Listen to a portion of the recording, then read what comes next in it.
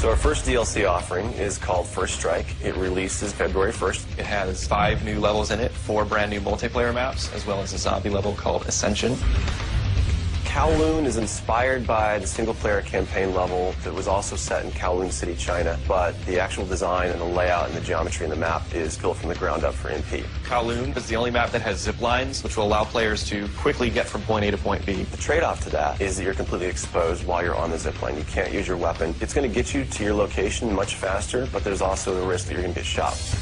Discovery is an Antarctic research station that was a German outpost left over from World War II. The 2 sides of the map are divided by a deep chasm. You're always kind of fighting for control over that crossover from one side of the map to the other. My tips for Discovery is really just learning the layout of the map, understanding how that chasm can impact the flow of the gameplay, and always being conscious of the exposure that you have to long-range weapons. You might be on a snow bridge and somebody throws a grenade, which collapses the floor around you.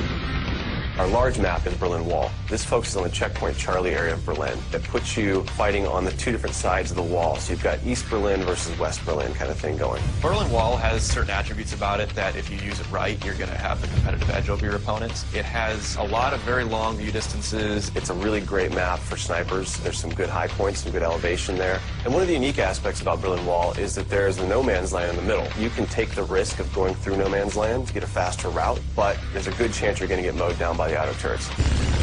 The stadium's one of my favorite maps. I am a running gunner, so I tend to like that map. It's going to provide those close-quarter players tight adrenaline, action-packed experience. So never underestimate the value of tactical insertion, and always be checking your corners, and realize that these engagement distances are going to be really small, so use that to your advantage. I think it's going to cater to a lot of the players who just like the frenetic style of gameplay that Call of Duty has to offer.